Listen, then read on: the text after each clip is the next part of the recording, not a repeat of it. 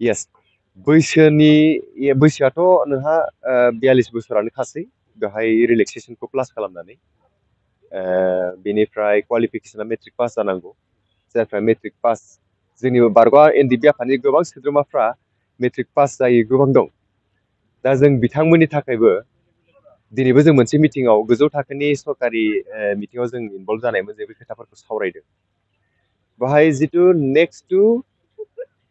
जेनेबा आं एनडिबि सापज दिनै आंहा बैसो गैला खिन्थु आंहा आंनि गथ'फोर थानो हागौ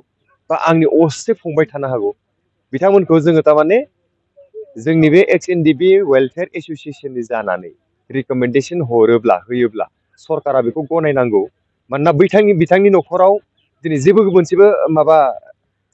थालाङासै साकरि मोननो हानाय मानसि थालाङासै एनडिबि जानानै आरो बिथांमोना बै समाव आन्दलनजों एफेक्टेड दा बिथांमोननिफ्राय बिथांमोननि हयथ' फिसाला बा फिसाजो बा बिथांमोननि सोरबा आंगो असे फंबायफोर बिथांमोनखौ जाहाथे सरकारा कनसिडार खालामो जों बेबायदिबो खोथाफोरखौ जों सावरायनाय जादों फैबाय थानाय समाव बेबो जाफुंगोन आरो गाबोननि दिनावबो फैनानै नाय जोंनो लिस्टखौल' हो जों सेस्था खालामगोन आरो बिनि थाखाय जों अलरेडि सावरायबाय थाखादों बेनिखायनो नोंथांमोनखौ वाइड सार्कुलेट होनो थाखाय आं गुरै खावलायबाय for the welfare of our people thank you ना दा टेरिटरियेल आर्मिनि थाखाय बिनि क्वालिफिकेसन लिमिटआनो मेट्रिक पास जानांगोन मेट्रिक पास नङैफोरनि थाखाय फैबाय थानाय समाव जि बेबस्था जायो बे बेबस्था जायोब्ला आरो बेबस्थाखौ खालामनो थाखाय जों सरकारखौ अलरेडि आपिल खालामनाय जादों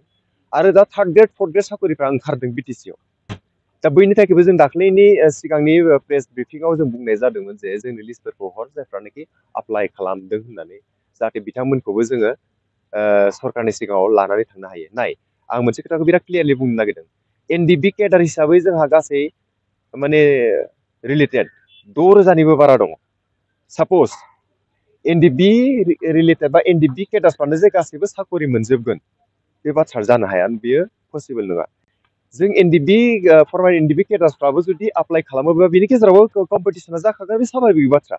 बेनिखायनो सोरबा सासे सुबुङा लिस्ट हरबाय बा एनडिबि जानायखायनो साकरि मोनथारगोन बे बाथ्राया माने